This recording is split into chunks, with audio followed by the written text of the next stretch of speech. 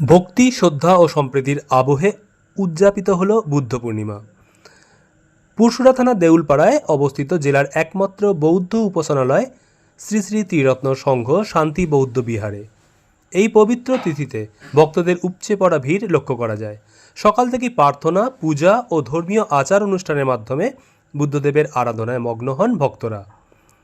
প্রায় 9 বিঘা জমির ওপর বিস্তৃত এই শান্তিময় বিহার শুধু ধর্মীয় স্থল নয়, সম্প্রীতি ও সৌহার্দ্যের এক অনন্য প্রতীক হিসেবেও পরিচিত।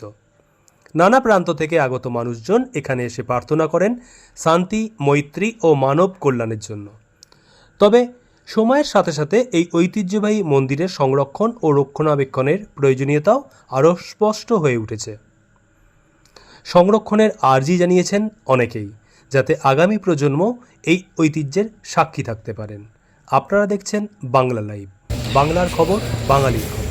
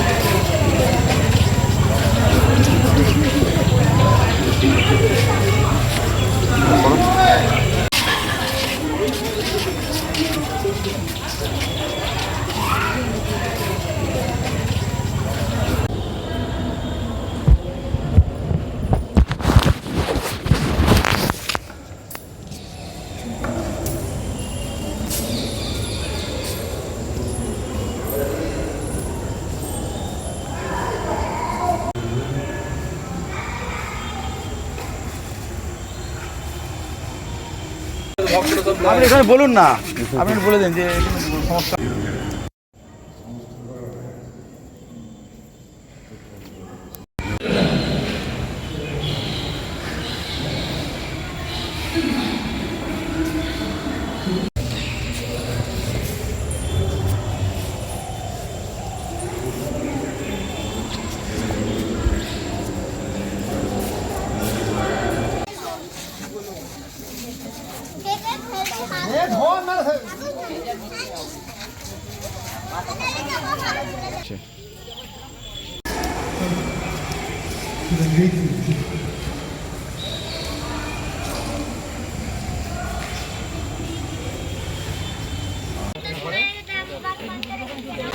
সিঙ্গুরের বাসিন্দা, দেখতে অনেক দিনেরই শখ ছিল যে বুদ্ধ মন্দিরটা খুব ভালো লাগছে। পরিবেশটা খুব নির্ঝুম, কিন্তু এখানে আরও একটু কিছু উন্নতির দরকার। সুন্দর করে সাজাবার জন্য ফুলের বাগান থাকবে, জায়গাটা অনেকখানি আছে, যেটু ফুলের বাগান এগুলো থাকলে আরও ভালো লাগে।